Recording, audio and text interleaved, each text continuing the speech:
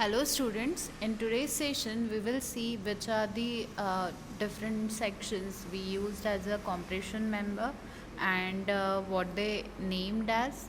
Along with that we will discuss what are the modes of failure of a compression member, then effective length and slenderness ratio. We will learn this all the terminologies in today's session. Now let's start with the different terms we used for compression member.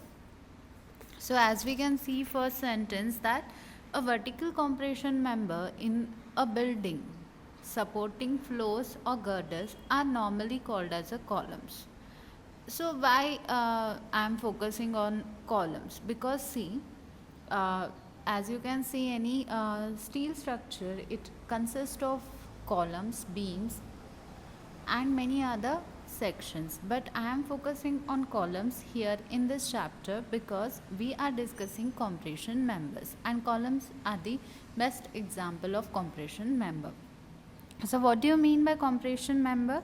A compression member is a member in which a member in which axial compression is experienced, or a compression or a force, a compressive force which trying to reduce the length of that member is experienced by a member, and that's what we called a member experiencing compressive force, and we name it as a compression member. See, in the last session, in the last video actually, I have discussed that the compression members are not only a member which carry axial compressive force or a force passing through its axis, which is compressive in nature. It's not always the same condition. Sometimes, along with the axial compressive force, there may be a bending moment also occurs on a structure, and I hope you have gone through that video. Coming to the terminologies, here we are discussing a vertical compression member in a building which is supports floor and girders. Girders is nothing but horizontal members of your structure. Alright, those are called it as a girders, or you can simplify it as a beam. Beams are kind of a girders, but girders you can observe in the bridges.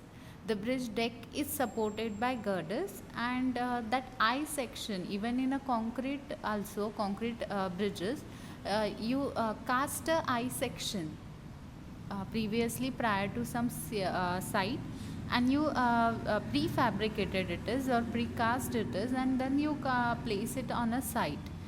You transport it to the site, and then you construct it.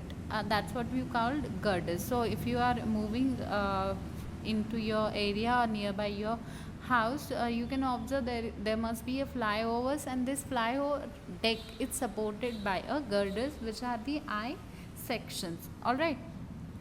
So which member supports the floor and girder? A column. Understand?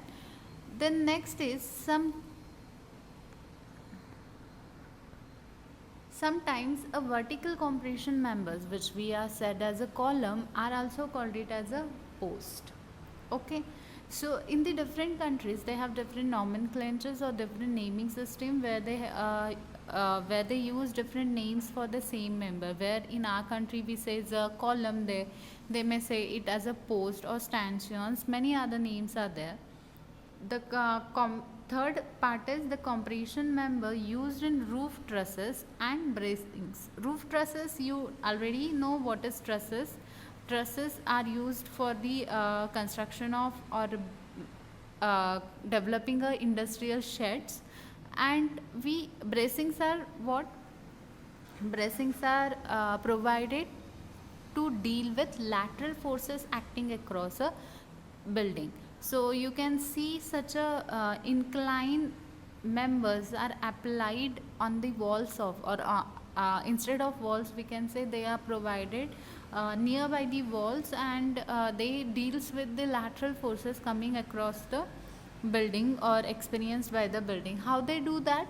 They have a expansion and contraction ability, and whenever there is a lateral force acting across it, Which lateral force mainly are? Lateral forces caused due to wind forces in high-rise structure and due to earthquake forces. So these lateral forces are taken care by the bracings in your frame structures in frame structures which are high-rise. Coming to the next type, strut. So what do you mean by strut? Strut is a compression member used in a roof trusses and bracing are called it as a strut. See here, they want to tell us that part of that bracing is called it as a strut, or part of a roof trusses is called it as a strut. Which strut, mainly you keep one thing in mind: they are short in a length and they experience compressive forces. And they are you can see it in a roof trusses. Let's take a roof truss. One example of roof truss here. If you have roof truss like this, these vertical members combinedly form your truss.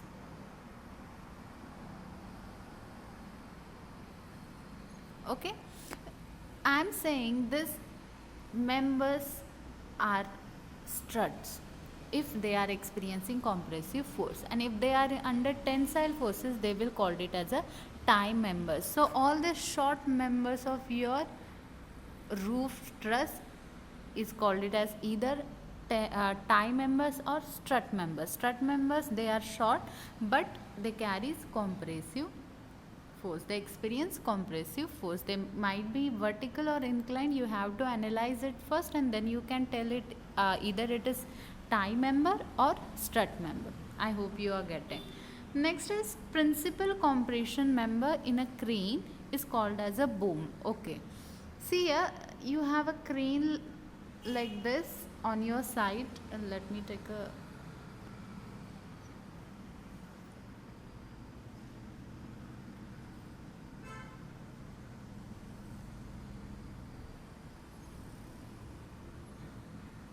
okay, you have crane like structure on site like this,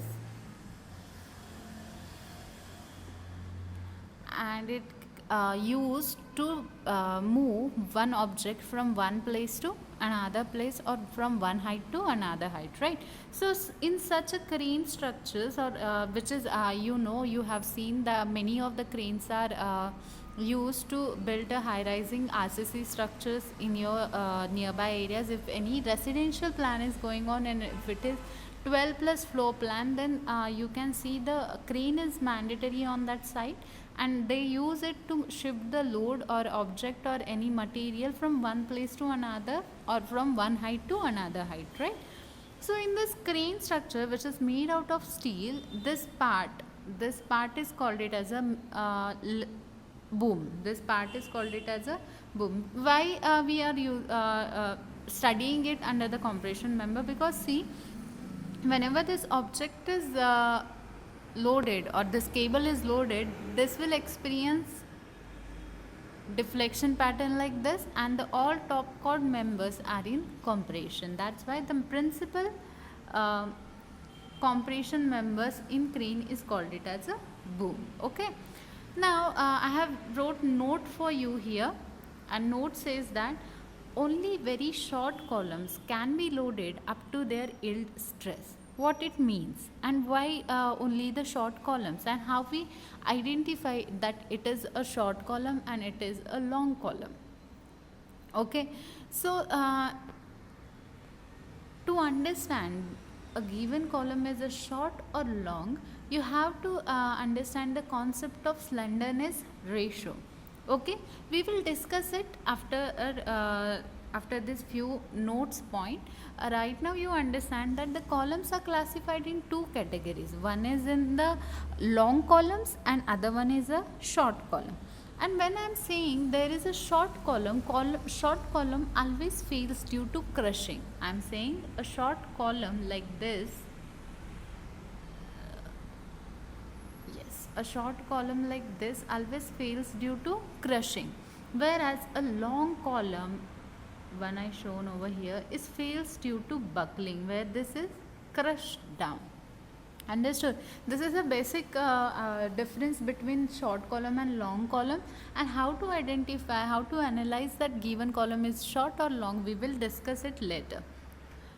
Now, what they are saying, only very short columns can be loaded up to yield stress. What happens if I take a short column like this? It will be loaded. You can load it until it's yield stress. How?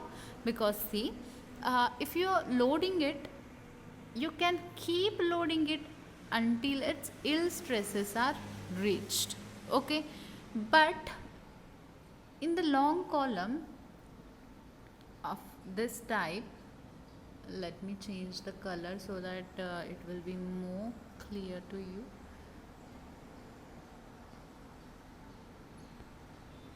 Yes, if I am taking a long column like this and you have short column like this,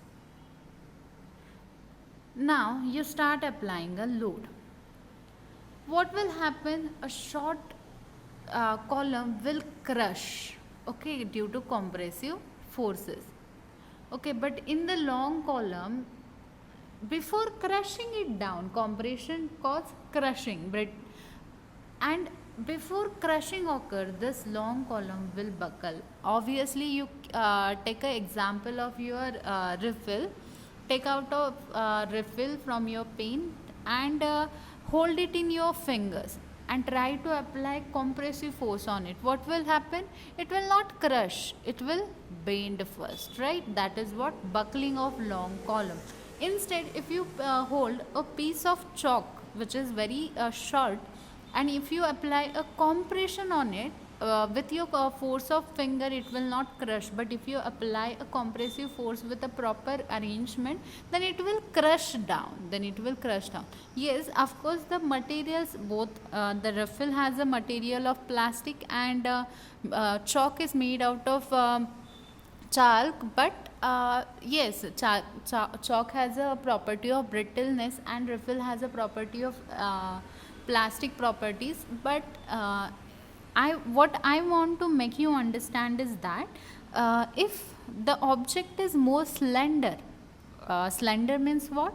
A object which has length to width ratio, which is telling us slender, means it is more longer, and width direction, dimensions in width directions are very lesser in compared to its length.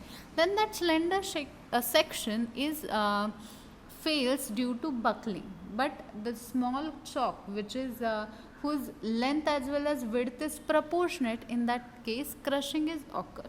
Okay, and when crushing is a case that object you can upload or load, you can keep loading it until its yield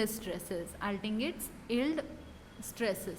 But for long columns, buckling occurs prior to the developing full material strength of the member. Buckle वो क्या हो जाता है, खुद अपने आप buckle हो जाता है, because it is slender, it will buckle like this, but the short column will crush down, they will crush down. Understood?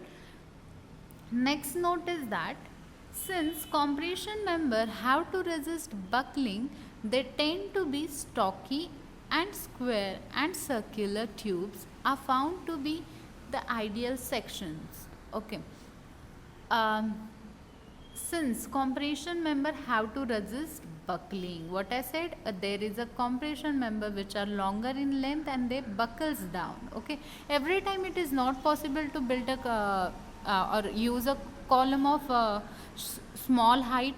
No, we can't. So instead, what we will do, we will use longer column, but how they will behave, they have to resist a buckling. Okay, and to resist the buckling, we should use square or circular tube found to be ideal sections. It means that if you are using a column of longer length, if you are designing a column of longer length, then you choose a steel section which is hollow, square and circular in shapes.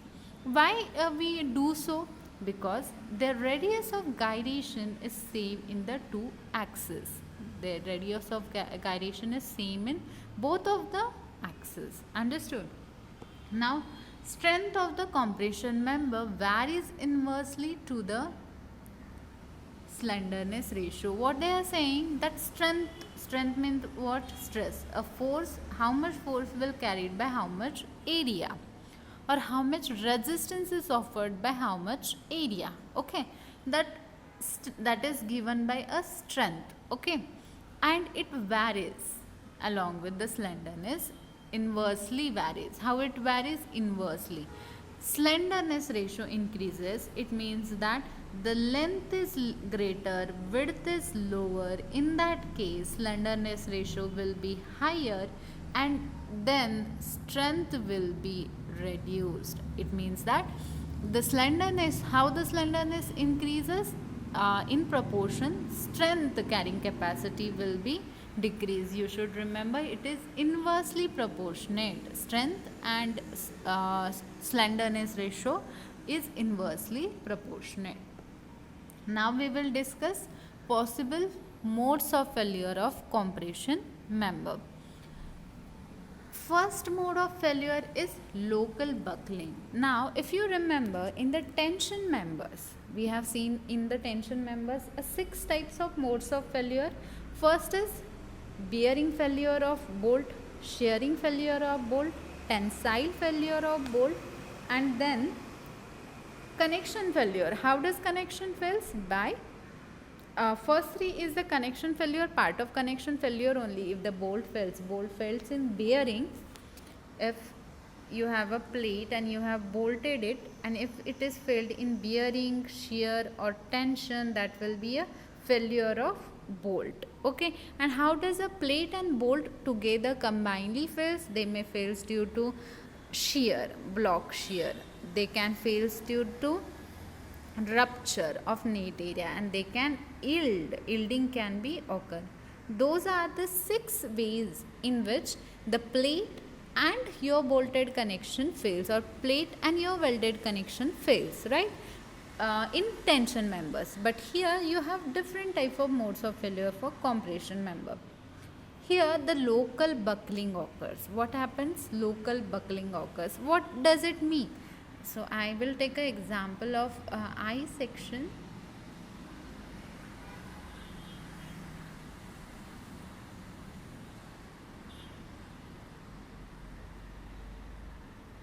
Let's suppose you have a I section like this. Okay, you have a I section like this, and this I section is, now this I section is locally buckling. I am saying it is buckled locally. How does it buckle? Only failure occurs by buckling of one or more individual plate elements. It means that how many plate elements do you have in this I section? Yes, a bottom plate, which we call bottom flange, right? Top flange and this web. These are this I section is consist of plate only. This horizontal top flange is a plate. This bottom horizontal plate is a flange, and this vertical horizontal plate is a flange. Correct? Is a web actually. Correct? And these 3 plates are connected to each other, and we formed a I section. We come across the I section, right? But if this plates itself bending, that this plate, this flange is itself buckling like this. This bottom flange is also buckling like this, or this web is buckling like this. Then it will consider as local buckling. It will failure occurs by buckling of one or more individual plate elements. Okay, for example, flange or web, or with no overall deflection. There is no overall deflection. That total I section is firm in its position, but the only its top plate or bottom plate or vertical plate is get buckled down. Understood? क्या हुआ है यहाँ पे? Only the top plate or bottom plate or vertical plate may be buckled at its place, place. But overall, this I section has not shown any deflection like this. That I section can deflect like this, but no, that I section has not shown any deflection. Only deflection is occur is in local plates element. Understood? The next mode of failure is squashing failure. What does happen in squashing? When length is relatively small and its component plate elements are prevented from local buckling. Now this again, let's take an example of I section. I have taken the example of again I section, and now the length of this I section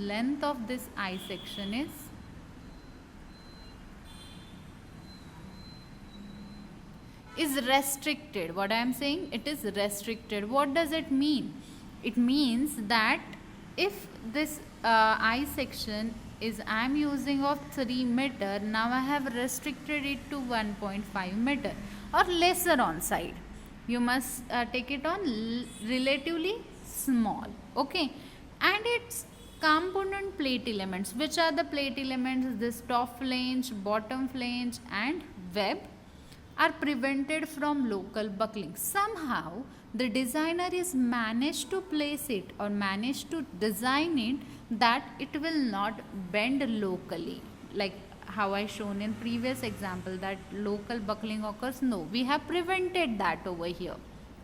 Then the column will be able to attain its full strength or squash load. Then what happens? Then the column will able. Now I section I have placed here horizontally, but if it is in vertical place like this, let me draw it like in a vertical position. Okay.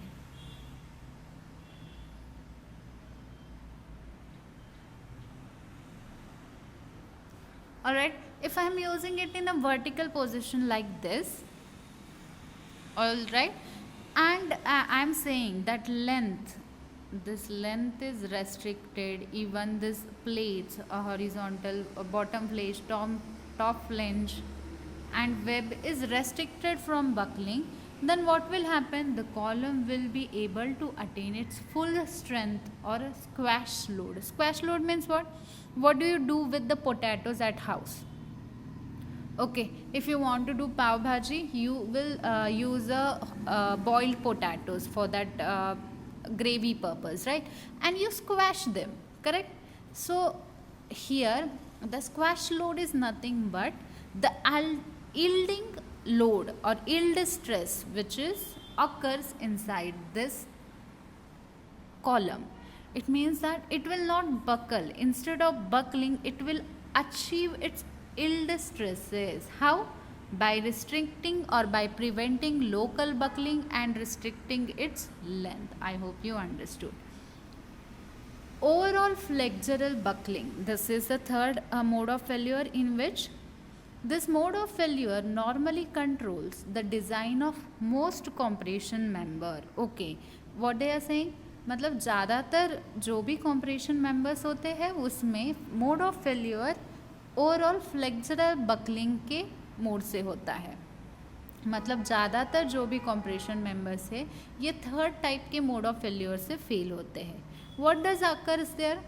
This mode of failure normally controls the design of most compression members. This mode of failure normally controls the most compression members, and in this mode of failure what happens? Failure of the member occurs by excessive deflection, okay, in the plane of weaker principal axis.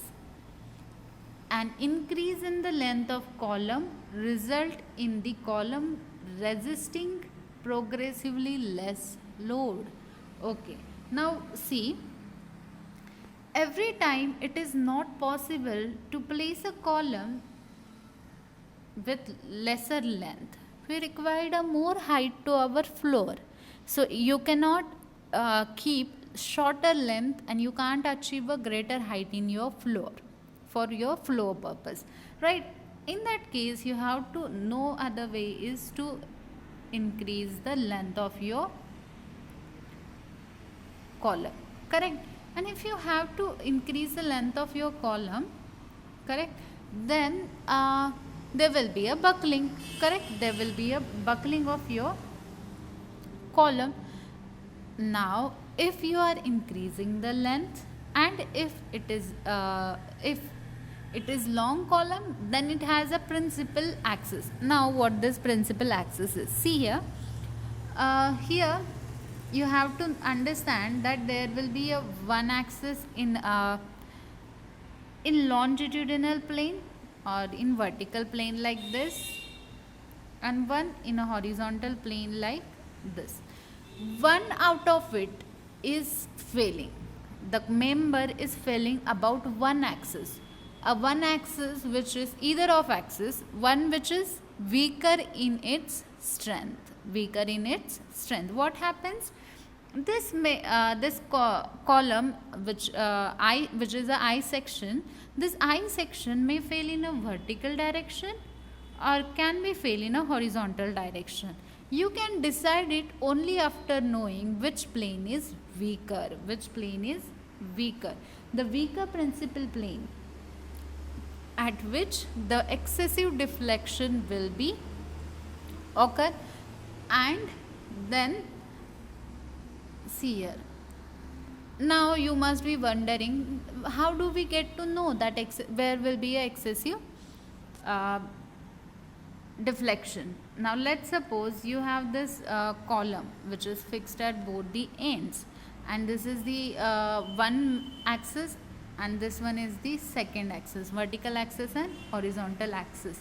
Now if the length is longer, you can say that this column will be gonna buckle. Okay, it means that at horizontal axis, you come across a larger deflection than this. Then we can say that this system will fail at horizontal axis or at horizontal plane, because you come across a excessive deflection at that plane, and that is a weaker plane, and therefore as it is buckled, before it is crushing, it is buckled down, therefore it is resisting progressively less load. जैसे जैसे buckle होता जाता है, जैसे जैसे वो buckle होना शुरू हो जाता है, क्या होता है? प्रोग्रेसिवली, मतलब धीरे धीरे वो लोड लेना कम कर देता है. वो क्या कर देता है? धीरे धीरे लोड लेना कम कर लेता है. Now next step is torsional and flexural. Torsion buckling and flexural torsional buckling. We're gonna understand two different concepts under it. But before starting it, we must understand what is shear center. So all of you have gone through this SOM subject, which is strength of material, and in that subject you have understood that what is shear center is. So let me revise you that concept first. Shear center is a center, like you have CG. CG means what? Center of gravity, right? The mass, total mass of that object is acting, if we suppose it is acting at a point, then it will act at a center of gravity, right? Similarly, or CG, right? Similarly, what is the shear center is? Shear center is a center at which if you place the object, that object will not be experience a torsional forces. A center at which the member will not experience a torsional forces. Understood? Now let's learn what they said under this failure. A torsional buckling failure occurs by twisting about the shear center. Torsional buckling failure occurs by twisting about the shear center in the longitudinal axis. Torsional buckling possible mode of failure for point system section. Torsional buckling is possible mode of failure for point symmetric sections. Now let's understand what they are saying. Torsional buckling. Now first thing is that what is torsion? Torsion is the twisting, torsion is a twisting force experienced by a object, correct, on its circumstances. Some eccentric loading is applied and which causing the section to twist at its longitudinal axis. Then we called it as the failure occurs due to torsion. You have learned it in a strength of material. Okay, you have one practical also on it. Now if I am saying my member is failing due to torsional buckling, it means that, let's take this column. Now it is twisting, this column is twisting as well as it is buckling, What happened? This column is, yes, take a long column, it is twisting as well as buckling. That's what called it as a torsional buckling failure. And where it occur? A torsional buckling failure occurs by twisting about the shear center. Okay. Now next is a combination of flexure and twisting. Now here twisting also occurs in the column which we are taking under study. It is twisting as well as it is buckling, as well as showing some flexural mode of failure. Okay, flexural mode of failure. Okay, where we see what is the example for it. Possible mode of failure for open sections that are singly symmetric, for section which have no symmetry, and for the section. It means that if you used a sections which is open from one side and are singly symmetric. Now the homework for your today's session is to make understand or to check the photos. What does this open sections, what does singly symmetric section, because you have seen this all in your strength of material. Okay, so how to calculate moment of inertia under MI calculation, you have understood all this type of sections. So please go open your strength of material book, otherwise go on to internet and try to understand what these terminologies are. That is the homework. Now next is note.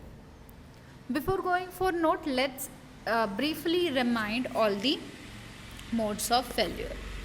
First mode of failure is local buckling. Second is local buckling is prevented, but local overall deflection occurs.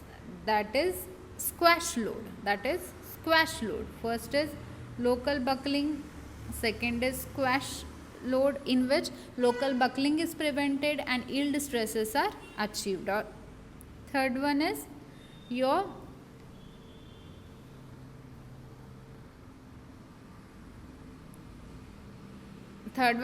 overall flexural buckling. Okay, overall flexural buckling. And third one is your torsional, and fourth one is flexural and torsional buckling. I hope you have understood. Now the note out of it, the important note for this modes of failure is that open sections that are doubly symmetric or point symmetric are not subjected to flexural torsional buckling. What they are saying, if the flexural torsional buckling is occurring, then that member should be singly symmetric. Like this. If I am using I section, or see, if I am using channel section, it is singly symmetric.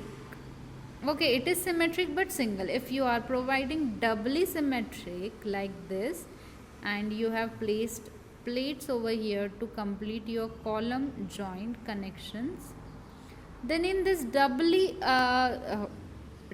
symmetric arrangement, there will not be a flexure torsional buckling. Okay, since क्यों होता है ऐसे? Since the shear center and centroid are coincide. Understood? You should keep this in mind. Now last topic is effective lengths. If what do you mean by effective length? This is also you have learned under the column section of your strength of material. So let's understand what is effective length. Buckling of columns are largely depends upon support conditions. Largely depends on what? Support conditions. What does it mean? What does support conditions are? So see, if I am saying this column is fixed at both the ends, or this column is a cantilever column fixed at one end, free at another end, or this column is hinged at both of the ends, this hinged, fixed or free, these are the end support conditions. These are the end support conditions. And how your column will buckle is depends upon your effective length or end support conditions. Now what does this say ahead? In each case there is a portion of a length of the compression member. In each case means what? Though it may be a hinged at both ends, fixed at both ends, or can be fixed at one end and free at another end. In each of this case, the column member bends from the point of contraflexure. What do you mean by point of contraflexure? Where your bending moment value changes from positive to negative. Where bending moment value, you know what is bending moment? You have seen shear force diagram and bending moment diagram. In the bending moment diagram you have located a point of contraflexure. Okay, so point of contraflexure is a point where bending moment changes from positive to negative side.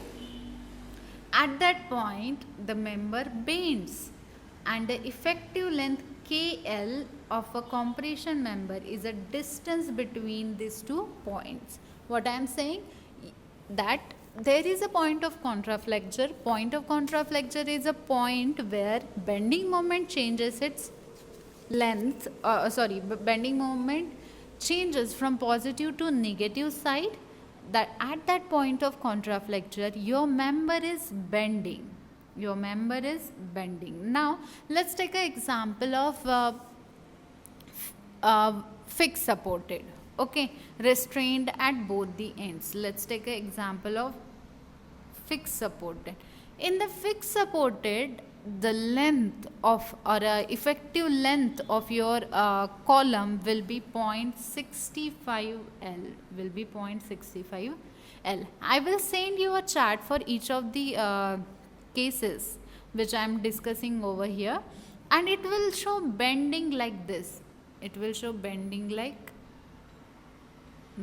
What do you understand from it?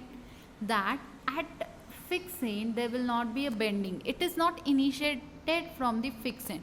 Some distance it is straight and then it is bended. Again it is some distance straight towards the fixed support, towards the bottom fixed support. That's what here where bending starts, those are the point of contraflexure. Understood? And this length, this is the effective length. And this is your total length. L. Okay, and effective length which is reduced is of what length? 0.65 of total length. This is in case of what? When the support conditions are fixed. There are number of support conditions on the basis of which we have to calculate effective length, and I will send that chart in your group, or I will add it in my notes. Okay, now next is slenderness ratio. The tendency of a compression member to buckle is usually measured by the slenderness ratio. Now see, understand, what do you mean by slender? Slenderness is the only one dimension out of length, width or thickness. Only the one dimension is predominant. In that section, if I take an example of column, okay, the height or a length is predominant irrespective of its width, irrespective of its width. L is predominant, then we called it as a slender section. Okay, but how to calculate slenderness ratio? So lambda is a notation used for slenderness ratio, and ratio will be calculated by KL. What is KL? KL is the effective length of member. Okay, KL, see here, in fixed supported column, you have effective length as a 0.65 into L. So that is what your KL over here. K representing a constant which is 0.65 and into L. Okay, so KL divided by R minimum. Okay, you must remember this R minimum. R minimum is a radius of gyration about minor axis. Radius of gyration about minor axis, which is given by under root I by A. What is under root I by A? I is a moment of inertia, A is a area. I by A will give you, under root I by A will give you a radius of gyration, where I is a moment of inertia of a member. Now we have different conditions like a fixed column, then hinged at both the ends, free at one end, hinged at the other end, or fixed at other end. So I will discuss that cases in next lecture, and I will send one material for it before I will conduct that lecture. Okay, so you must go through it, and then we will discuss how these cases are made. Then we will discuss what is radius of gyration is, what is minor axis and major axis in column. We will discuss it afterwards. And what is moment of inertia, that things are already clear to you. That is from your strength of material. Go through it and remind all those concepts for yourself. Thank you so much.